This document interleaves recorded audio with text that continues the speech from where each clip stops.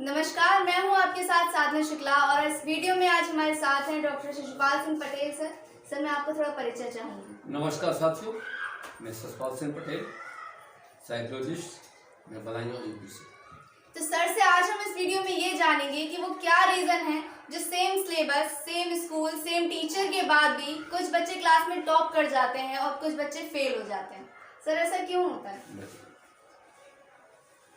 जैसे आपने एक चीज देखी होगी, एक ही क्लास में पढ़ने वाले मान लिया 100 स्टूडेंट हैं, पढ़ने वाले टीचर सेम है, सिलेबस सेम है, बुक सब सेम है, एग्जाम पेपर सेम है, धूप पानी हवा मौसम खाना पीना भी लगभग सेम है। और प्रकृति जो हमें बनाया है, सभी बच्चों को जो बनाया है, जेंडर को छोड़ करके बाकी कोई फर्क नहीं है, सब कुछ सेम है। चाहे बाहर के अंग हो चाहे अंदर के अंग हो, सब सेम है। उनकी परफॉर्मेंस, आउटपुट, क्वालिटी अंगों की सब सेम है। इसके बावजूद भी बहुत बड़े वेरिएशन मिलते हैं हमको। एक स्टूडेंट ऐसा है जो 30% नंबर लेकर के फेल होता है, 50% है, कोई 70% है, कोई 90% है, कोई 95% से अबव भी मार्क्स लेके आता है। इतना बड़ा जो वेरिएशन आता है, उसके पीछे क्या रीजन है? क्या 30% नंबर ले जिसके आए, क्या वो चाहता था कि मैं फेल हूँ, मेरा समाज मुझे सम्मान की दृष्टि से मुझे ना देखे, मुझे लोग निगेटिव वर्ड्स के साथ संबोधन करें? क्या वो चाहता है? नहीं, वो कभी नहीं चाहता था। क्योंकि हर आदमी की भूख होती है अच्छा सम्मान पाने की। मगर इसके बावजूद भी वो इतना बड़ी अच्छी परफॉर्मेंस नहीं दिखा पाया। कहीं ना कहीं तो रीजन है, कई सारे रीजन हैं इसके पीछे। मैं कुछ ही रीजन आपके सामने मैं रखने जा रहा हूं। जैसे बहुत सारे लोगों के अंदर एक भावना होती है, किसी के अंदर दिमाग ज्यादा होता है, किसी के अंदर दिमाग कम होता है। नो, ऐसा नहीं है। हमारा थोड़ा बहुत तो फर्क हो सकता है, इतना बड़ा फर्क कहीं नहीं हो सकता। हम अपनी माइंड की पावर का, टोटल माइंड की पावर का हम 5% से एवं इस्तेमाल ही नहीं कर पाते हैं। अब लगाइए 95% हमारा माइंड की पावर यूज होने से रह जाती है। इससे सीधा सीधा रीजंस ये निकलता है कि जो सोशल एनवायरनमेंट है, सोशल एनवायरनमेंट ने हमें क्या सिखाया, हमारे अंदर किस प्रकार की विचारधारा उन्होंने भरी, हमारा कॉन्फिडेंस लेवल किस प्रकार का हमारा, इस पर डिपेंड करता है कि हम अपनी पोटेंशियल का कितना इस्तेमाल करते हैं। एक चीज और देखेंगे आप, अगर आप 100 युवाओं का इंटरव्यू लें और उनसे पूछें कि भाई बताइए कि आपका जीवन लक्ष्य क्या है, क्या बनना चाहते हो, किस रूप में जिंदगी जीना चाहते हो, क्या सोचा है अपने अपनी लाइफ के बारे में, 100 में से 95 लोग लगभग ये नहीं बता पाएंगे कि उनका जीवन लक्ष्य क्या है। कितनी बड़ी विडंबना है हमारे समाज की। मुश्किल से 5% लोग इस बात को बता पाएंगे कि हमें बनना क्या है, हम किस रूप से जीवन जीना चाहते हैं। अब आप खुद सोचिए, जिस युवा को ये नहीं पता है कि मुझे जीवन किस रूप में जीना है, उसको अगर कोई बदलना चाहेगा तो क्या वो बदल पाएगा? कोई उसको बदल सकता है? नहीं। हर आदमी अपने जीवन लक्ष्य का पीछा करता है। जैसे एक उदाहरण देता हूं आपको। आप किसी गाय को सीढ़ी पे नहीं चढ़ा सकते। मेरे गाय का सीढ़ी पे चढ़ाने का मेरा मतलब सिर्फ इतना है कि अगर किसी आदमी का कोई लक्ष्य निर्धारित नहीं है, वो डिटरमाइन ही नहीं कर पाया है कि मुझे अपना क्या जीवन में बनना है, किस रूप में जीवन को मुझे जीना है, क्या जीवन में मुझे आनंद लेने हैं, कितना मुझे सम्मान लेना है, किस कैरियर पे मुझे जाना है, अगर वो ये डिसाइड ही नहीं कर पाया है, उसको कोई भी आगे बढ़ा नहीं सकता, कोई धक्का नहीं दे सकता, वो अपनी पोटेंशियल का यूज ही नहीं कर पाएगा।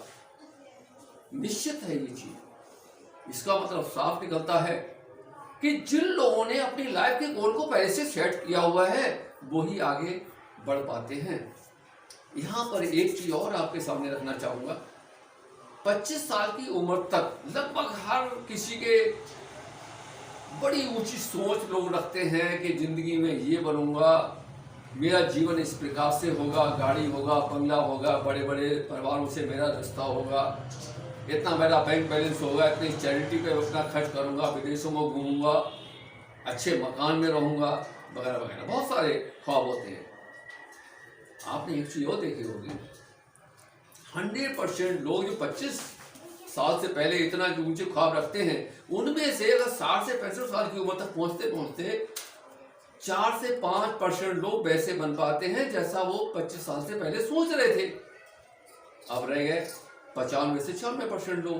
95 से 96% लोग सामाजिक माहौल के हिसाब से ढल जाते हैं। कैसे? हमने छोटेपन से देखा है ना कि वो दुकान चला रहा है, उसने नौकरी की है, उसने खेती की है, उसने एजेंसी चलाई, उसने फ्रेंचाइज चलाई है। वो आईएएस बन गया, वो क्लर्क बन गया, वो वकील बन गया, वो डॉक्टर बन गया, मैं भी ऐसे ही कर लेता हूँ। यानी नकल कर लेते हैं। और नकल की प्रवृत्ति पर पहुंच जाते हैं तो वो क्या करते हैं, अपने आप को डाइवर्ट कर लेते हैं। वो सोशल में जो लोग पहले जिस काम को कर रहे थे उनकी हम नकल करते चले जाते हैं। रिजल्ट ये निकलता है कि 95 से 96% लोग जो हैं वो अपने 25 साल से पहले के जो ऊंचे ऊंचे ख्वाब होते हैं उनको वो भूल चुके होते हैं। और रिजल्ट ये निकलता है कि वो वहां नहीं पहुंच पाते। और 4 से 5% लोग, उनको ये याद होता है कि मुझे क्या बनना है। वो पहले से ही फिक्स कर चुके हैं, वो डिटरमाइन कर चुके हैं, वो अपने आप को, अपने गोल को सेट कर चुके हैं, वो आगे बढ़ जाते हैं। वो जबकि टीचर सेम है, सिलेबस सेम है, एग्जाम पेपर सेम है, सब कुछ सेम होने के बावजूद भी इसीलिए बहुत सारे स्टूडेंट जब अपना गोल सेट नहीं कर पाते हैं तो वो पीछे रह जाते हैं। जरूरी है गोल सेट करना, अपने अंदर ये समझना, अपने अंदर आत्मविश्वास की कमी होने की वजह से भी सबसे बड़ी रुकावट आती है। निगेटिव अगर एटीट्यूड किसी का बना हुआ है तो निगेटिव एटीट्यूड को हमको बाहर निकालना पड़ेगा। वो समझना पड़ेगा कि हमारे अंदर क्या भरा हुआ है। जबकि होता यह है कि कोई भी मनुष्य अपने आप की, अपनी सोच को कभी भी कम करके वैल्यूएट ही नहीं करता है।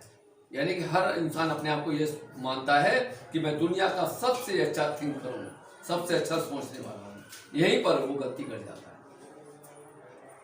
तो सर कुछ बच्चे, कुछ स्टूडेंट्स ऐसे होते हैं जिनका बचपन से कुछ बनने का गोल होता है, जो चाहते हैं कि मैं बड़े होकर ये बनूं, और वो काफ़ी मेहनत भी करते हैं अपने ऊपर, काफ़ी इंटेलिजेंट भी होते हैं, लेकिन तब भी उनके मार्क्स उस तरह नहीं आ पाते जिस तरह से उन्होंने सोचा होता है, जिस तरह से उनकी मेहनत होती है, जिस तरह से वो डिजर्व कर रहे होते हैं, उस तरह से उनके मार्क्स नहीं आ पाते हैं।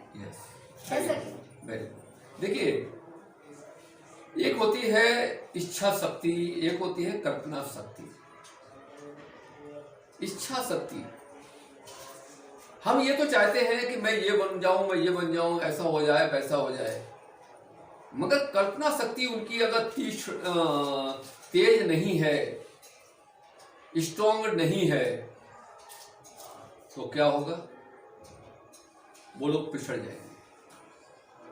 और कल्पना शक्ति में, कल्पना शक्ति का बहुत बड़ा रोल है यहां पर, इमेजिनेशन पावर। आज आप देखिए, डॉक्टर, इंजीनियर और साइंटिस्ट में क्या फर्क है।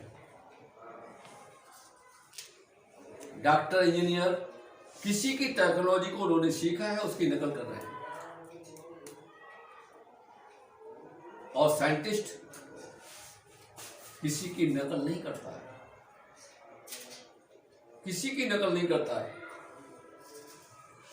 ये क्या हुआ, वो नकल प्रवृत्ति पे नहीं गया, बल्कि उन्होंने अपना माइंड को खुद ही डेवलप किया। वो इमेजिनेशन पावर पे गया। इमेजिनेशन पावर में उसने ये चीज देखी कि मैंने ये चीज इन्वेंट कर ली है, मैंने ये चीज का आविष्कार कर लिया है। वो खुद अपने आप को पूरा विजुअलाइज कर लेते हैं, फ्यूचर में अपने आप को स्टैंड करके दिखा देते हैं कि ये मेरे साथ हो चुका है, मैं ऐसा ये काम कर चुका हूं। आप किसी भी साइंटिस्ट को ले लीजिए, उनके साथ यही हुआ था।